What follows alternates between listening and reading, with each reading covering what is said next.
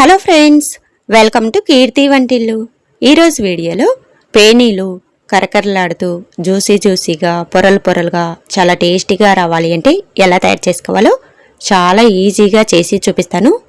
చాలా బాగుంటాయి. ఒక్కసారి చేసి పెట్టుకుంటే 10 రోజుల వరకు నిల్వ ఉంటాయి. చాలా సింపుల్గా తయారు చేసుకోవచ్చు. ఎలా తయారు చేసుకోవాలో ఇప్పుడు చూసేయండి. ముందుగా ఒక మిక్సింగ్ బౌల్లోనికి జల్లెడ పెట్టుకొని 2 కప్పులు గోధుమ పిండి వేసుకోవాలి. గోధుమ పిండిని జల్లించుకోండి. గోధుమ పిండికి బదులుగా మైదా పిండితో కూడా చేసుకోవచ్చు. పిండిని ఈ విధంగా జల్లించుకున్న తర్వాత ఈ పిండిలోనికి 2 స్పూన్లు బొంబాయి రవ్వ వేసుకోవాలి. 2 కప్పులు పిండికి 2 స్పూన్లు రవ్వ సరిపోతుంది. తర్వాత చిటికెడు వంట సోడా వేసుకోవాలి. తర్వాత 2 స్పూన్లు నూనె వేసుకొని పిండిని బాగా కలుపుకోవాలి. నూనెకి బదులుగా నెయ్యి కానీ డాల్డా కానీ బటర్ కానీ వేసుకోవచ్చు.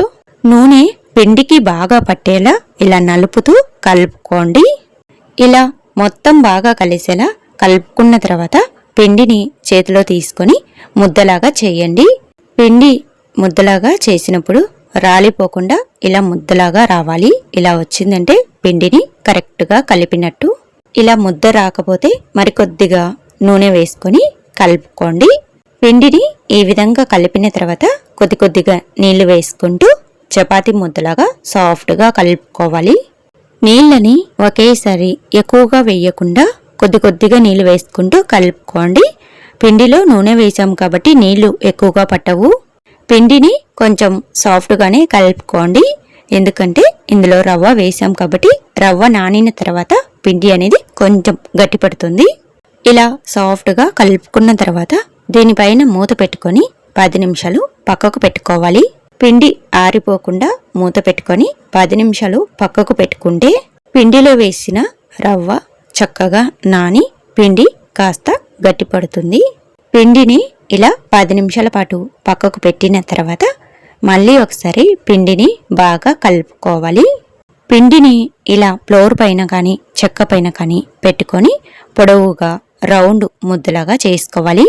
మనం చపాతీలు చేసుకోవడానికి ముద్ద తీసుకుంటాం కదా, అంత ముద్దమైన కట్ చేసుకోండి. ఇలా ఎన్ని వస్తే అన్నిటినీ కట్ చేసుకోవాలి. ఇలా కట్ చేసుకున్న తర్వాత ఈ పిండి ముద్దల్ని ఒక్కొక్కటిగా తీసుకొని రౌండ్గా చేసుకొని పక్కకు పెట్టుకోండి. తర్వాత పెద్దగా ఉన్న ఫ్లోర్ పైన కొద్దిగా పొడి గోధుమ పిండి చల్లుకొని ఈ పిండి ముద్దను పెట్టి పెద్దగా చపాతీలాగా రుద్దుకోవాలి. ఒకవైపు లావు ఒకవైపు సన్నగా లేకుండా అన్ని వైపులా సమానంగా పల్చగా రుద్దుకోవాలి. పిండి చెక్కకి అంటుకున్నట్టుగా ఉంటే కొద్దిగా పొడి పిండి చల్లుకుంటూ రుద్దుకోండి. ఎంత పల్చగా వచ్చే అంత పల్చగా పెద్దగా రుద్దుకోవాలి. ఇలానే మిగతా పిండితో కూడా చపాతీలాగా పల్చగా రుద్దుకొని పక్కకు పెట్టుకోండి. ఒక చపాతీ పెద్దగా ఒక చపాతీ చిన్నగా లేకుండా అన్నీ సమానంగా ఎన్ని చపాతీలు వస్తే అన్నిటినీ విడివిడిగా రుద్దుకొని పక్కకు పెట్టుకోండి. తర్వాత ఒక గిన్నెలోనికి 2 స్పూన్లు నూనె వేసుకోండి.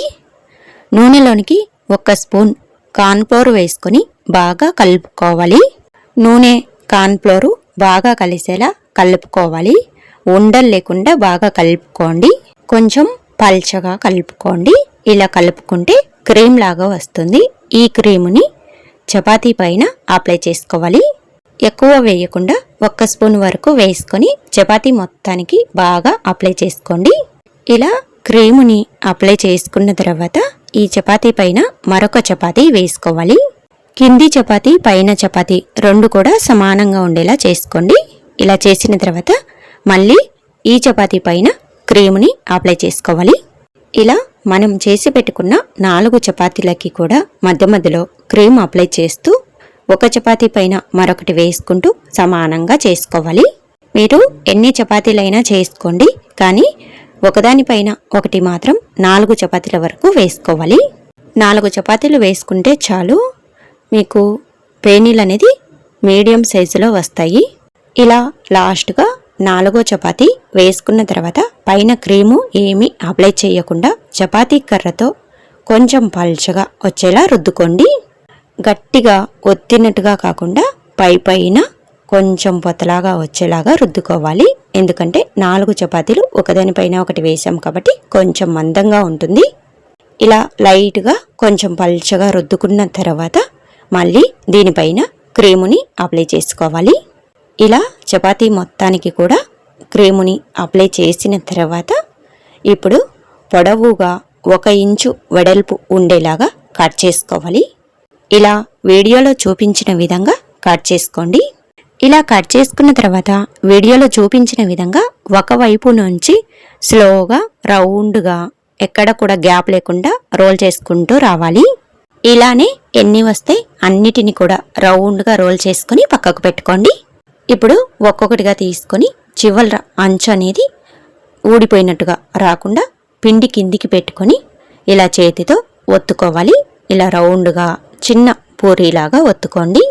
చపాతీ కర్రతో అయినా లైట్గా రుద్దుకోవాలి. చపాతీ కర్రతో గట్టిగా అదిమినట్టుగా రుద్దితే పొరలన్నీ అతకపోయి నూనెలో ఫ్రై చేసుకున్నప్పుడు విడివిడిగా పొరలుగా రావు, అతకపోయినట్టుగా వస్తాయి. చపాతీ కర్రతో ఎక్కువ ప్రెషర్ పెట్టకుండా లైట్గా పైన రుద్దుకోవాలి. ఇలానే అన్నిటినీ కూడా చిన్న చిన్న పూరీలాగా ఎక్కువ మందంగా లేకుండా మరీ పల్చగా లేకుండా రుద్దుకొని పెట్టుకోవాలి. ఇలా ఎన్ని వస్తే అన్నిటిని కూడా చేసుకొని పక్కకు పెట్టుకోండి. తర్వాత స్టవ్ ఆన్ చేసుకొని స్టవ్ పైన అడుగు వెడల్పుగా ఉన్న కడాయిని పెట్టుకోవాలి. కడాయిలోనికి 2 కప్పులు చక్కెర వేసుకోవాలి. మనము గోధుమ పిండిని ఎంతైతే తీసుకుంటామో చక్కెర కూడా అంతే తీసుకోవాలి. 2 కప్పులు నీళ్లు వేసుకోవాలి. చక్కెర ఎంతైతే తీసుకుంటామో నీళ్లు కూడా అంతే వేసుకోవాలి. నీళ్లు వేసుకున్న తర్వాత 1/2 టీ స్పూన్ యాలకుల పొడి వేసుకొని బాగా కలుపుకోవాలి. చక్కెర మొత్తం పూర్తిగా కరిగిపోవాలి. చక్కెర మొత్తం పూర్తిగా కరిగి నురుగులాగా పొంగుతున్నట్టుగా వస్తున్నప్పుడు స్టవ్ని లో ఫ్లేమ్లో పెట్టుకొని మరిగించుకోండి.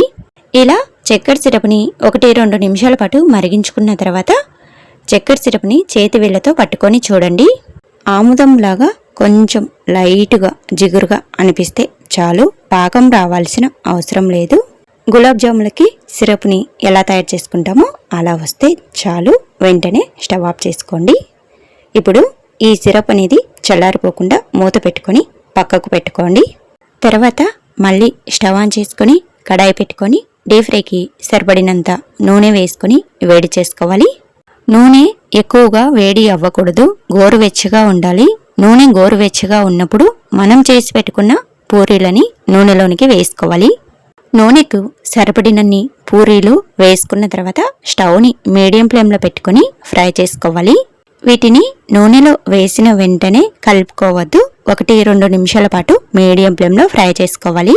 2 నిమిషాల పాటు ఫ్రై చేసుకున్న తర్వాత గరిటెతో రెండో వైపుకు తిప్పుకుంటూ ఫ్రై చేసుకోవాలి. ఇవి ఫ్రై అవ్వడానికి కొద్దిగా టైం పడుతుంది. నిదానంగా లైట్ గోల్డెన్ కలర్ వచ్చేంత వరకు కూడా మీడియం ఫ్లేమ్లోనే ఫ్రై చేసుకోవాలి. మధ్య మధ్యలో ఇలా 2 వైపులకు తిప్పుకుంటూ 2 వైపులా కూడా లైట్ గోల్డెన్ కలర్ వచ్చేంత వరకు ఫ్రై చేసుకోవాలి. బాగా ఫ్రై చేసుకుంటేనే ఇవి క్రిస్పీగా వస్తాయి, లేదంటే మెత్తగా ఉంటాయి. ఇలా మీడియం ఫ్లేమ్లో లైట్ గోల్డెన్ కలర్ వచ్చేంత వరకు బాగా ఫ్రై చేసుకున్న తర్వాత వీటిని ఒక జాలి గరిటెలోకి తీసుకొని 2 నిమిషాల పాటు పక్కకు పెట్టుకోండి. ఎగస్ట్రా నూనె ఏమైనా ఉంటే కారిపోతుంది. ఆ తర్వాత ఈ పేనీలని చక్కెర సిరప్లోనికి వేసుకోవాలి.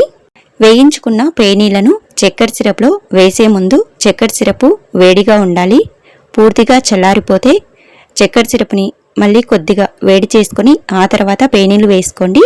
చక్కెర సిరపు వేడిగా ఉండాలి, పేనీలు వేడిగా ఉండాలి. అప్పుడే చక్కెర సిరపుని పేనీలు బాగా పీల్చుకుంటాయి. పేనీలని చక్కెర సిరప్లో వేసిన తర్వాత ఇలా 2 వైపులా తిప్పుకుంటూ 2 నిమిషాలు పెట్టామంటే చక్కెర సిరప్ని పేనీలు చక్కగా పీల్చుకుంటాయి. రెండో వాయి పేనీలు ఫ్రై చేసుకున్నప్పుడు నూనె బాగా వేడిగా ఉంటుంది కాబట్టి స్టవ్ ఆఫ్ చేసుకొని నూనె మళ్ళీ కొంచెం వేడి తగ్గిన తర్వాత మిగతా పేనీలు వేసుకొని ఫ్రై చేసుకోవాలి. రెండో వాయికి వేసుకున్న పేనీలు బాగా ఫ్రై అయ్యేలోపు ఈ చక్కెర సిరప్లో వేసుకున్న పేనీలు చక్కెర సిరప్ని చక్కగా పీల్చుకుంటాయి. ఇప్పుడు ఈ చక్కెర సిరపు పీల్చుకున్న పేనీలని ఒక ప్లేట్లోనికి తీసుకొని మనం రెండో వాయి ఫ్రై చేసుకున్న పేనీలని ఈ చక్కెర సిరప్లో వేసుకొని మరో 2 నిమిషాల పాటు 2 వైపులా తిప్పుకుంటూ ఉంచుకోండి. చక్కెర సిరపు కొంచెం వేడిగా ఉన్నప్పుడే పేనీలు వేశారంటే పేనీలు చక్కెర సిరప్ని తొందరగా పీల్చుకుంటాయి. ఇలా అన్నిటిని కూడా చేసుకున్న తర్వాత చూపిస్తున్నాను. ఈ పేనీల పైన సన్నగా తురుముకున్న ఎండు కొబ్బరి తురుము, లైట్గా వేయించుకున్న గసగసాలు, సన్నగా తురుముకున్న పిస్తా పప్పు వేసుకొని గార్నిష్ చేసుకోండి. టేస్ట్ చాలా చాలా బాగుంటాయి. ఇలా అన్నిటినీ చేసుకొని పూర్తిగా చల్లారిన తర్వాత డబ్బాలో స్టోర్ చేసి పెట్టుకుంటే 10 రోజుల వరకు నిల్వ ఉంటాయి. పొరలు పొరలుగా, క్రిస్పీగా, జ్యూసీగా చాలా చాలా బాగుంటాయి. తప్పకుండా ట్రై చేసి మీకు ఎలా వచ్చాయో కూడా కామెంట్ చేయండి. Thanks for watching.